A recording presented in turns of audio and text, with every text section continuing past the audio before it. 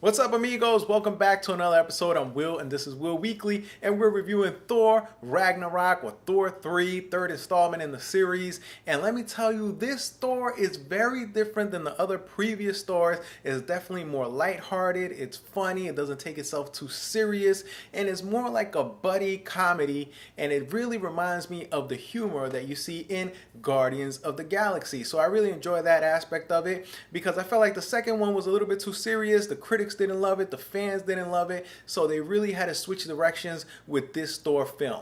And to turn this movie into a more lighthearted kind of comedy, they added a lot of characters around Thor that was very charismatic and hilarious, such as the character Valkyrie and also the Grand Master played by Jeff Goldblum. He was very charismatic, and even though he was a villain in this movie, he wasn't the stereotypical villain. He was actually hilarious in a lot of scenes. And also Valkyrie, played by Tessa Thompson, was pretty funny, very interesting character. She's a badass chick, and her backstory is also very interesting. But what stole the show for me was the interaction between Hulk and Thor. I mean, you see it in the trailers. This is a spoiler-free review, so I'm going to talk about what you see in the trailers and what people know about so far about this movie. And that fight between Hulk and Thor has to be one of the most epic battles I've seen in an MCU movie. I mean, that one-on-one Thor versus Hulk. The thing is that Thor is at a disadvantage here because he's not used to fighting without his hammer, so he's fighting Hulk without his hammer,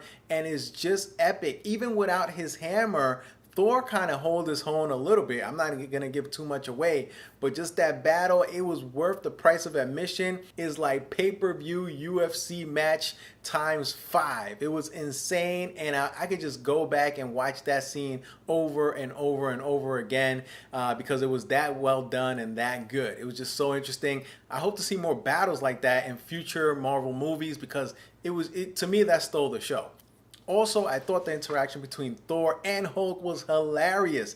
Aside from the part where they're fighting and trying to kill each other and trying to take each other's heads off, after that, there's some very funny moments where they get it together and they're interacting with each other. And Hulk in this movie is like a big toddler. You know, he's been Hulk for 2 years now without Bruce Banner being in control. So it's really Hulk, and he's really a toddler. He's really has the mind of a child, and it's very interesting because even though he's like this very strong rage monster, he's also kind of like a big teddy bear at the same time that just kind of wants to play. And the way they kind of throw each other jabs, Thor and the Hulk, was hilarious, and I wish they would have had a little bit more of that.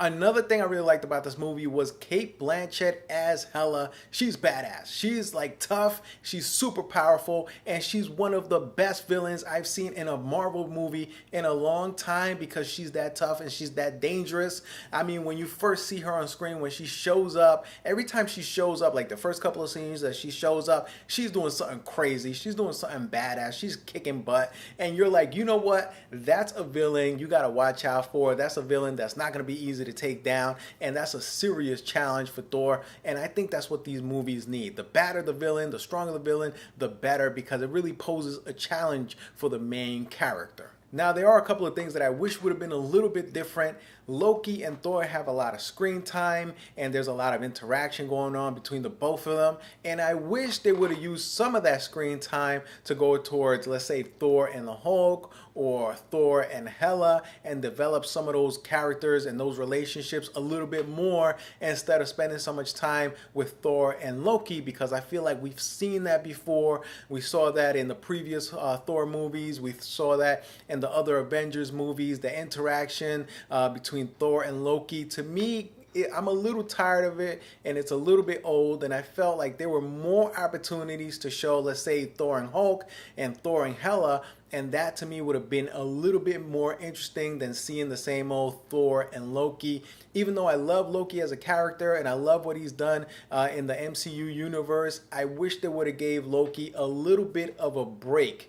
Also, just nitpicking here, one other thing that kind of bothered me in this movie was Asgard. When they filmed Asgard, you could tell it was very green screened.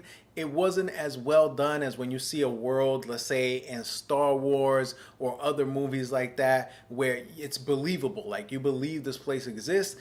Asgard in this movie looked very computer generated. You could tell the green screen, you could tell there were movie sets, and they just didn't feel real to me in a lot of places.